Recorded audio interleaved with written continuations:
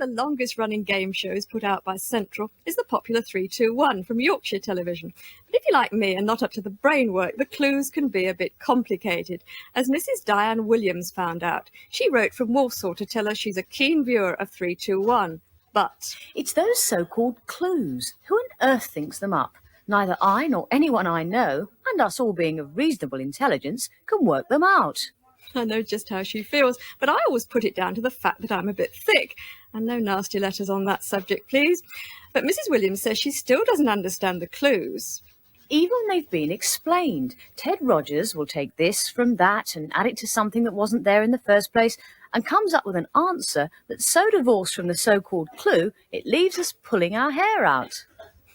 Well, to answer all that, we're joined now by Ted Rogers. Well, first, congratulations, Ted, on a brilliantly successful show, now in its 8th year, I believe, right, yes. and it's always in the ratings. What I notice is that you're a particularly kind host. No contestant on 3-2-1 is ever sort of ending up looking a fool. How do you prevent that? Well, I just try to put myself in their position because it's not easy. You have your own hit series at this channel, at this station, I know. But to be there amongst, audience and cameras and technicians for 3.5 hours, it takes 3.5 hours to do one show.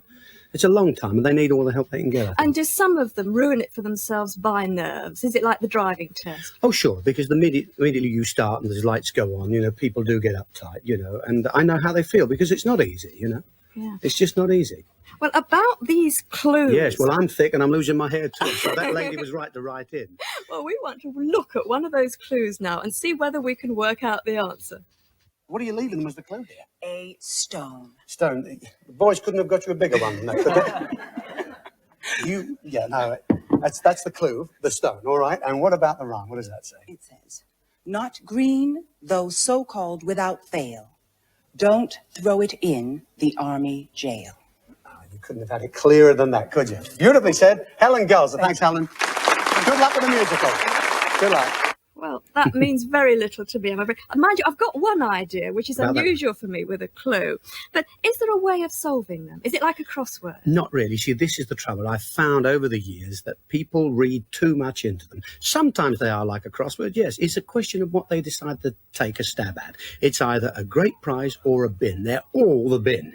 Yes. It's only a question of what those people decide to take at that particular moment, I mean, that one there was quite okay about the army jail and the greenhouse, the glass house. That gave it away being, it was a greenhouse, of course, But are there any more clues you happen to have with you? Well, I brought a couple here, which is from the same show, actually, which went out a couple of weeks ago. There was also a piece of wood, which was left by one of the Brian Rogers dancers.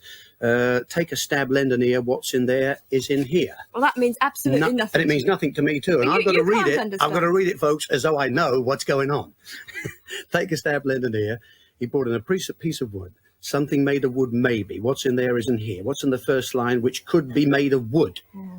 Take a stab, lend an ear. Stab, tab from stab, L-E from lend, and it was table, and it was a whole prize of table and chairs. Well, I still want to think about that first clue. But before we go and get the official answer, let me talk to you a bit about you, because you're a top show business personality, top comedian. You work in America, you work here, you've been on the Palladium countless times. How did you get 3-2-1 in the first place? Well, that was appearing in America. I was on Broadway with Bing Crosby, and we've been going for about 3 or 4 weeks in New York. I've been to Vegas, and suddenly one day the stage doorkeeper said, "Hey, Ted, there's a guy from Yorkshire TV in England. He wants to talk to you about a game show."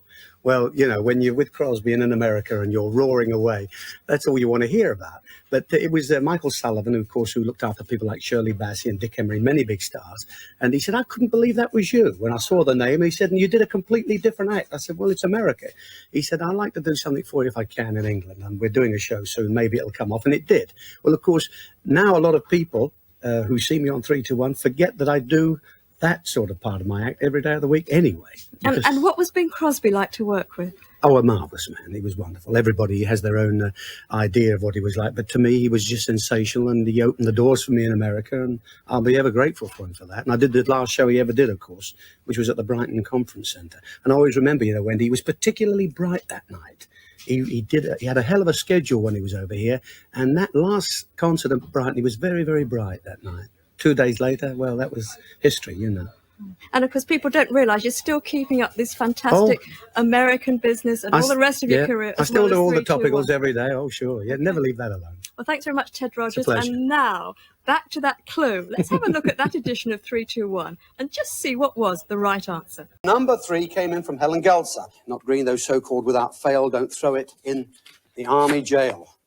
Helen brought you the stone and said, not green, those so-called without fail. So we're looking for something that's normally called green, though it isn't. Don't throw it in the army jail. If the don't throw it refers to the stone, well, there's one category of people who shouldn't throw stones. They're the ones who live in another name for army jails, glass houses, normally referred to as greenhouses. Take a look at this.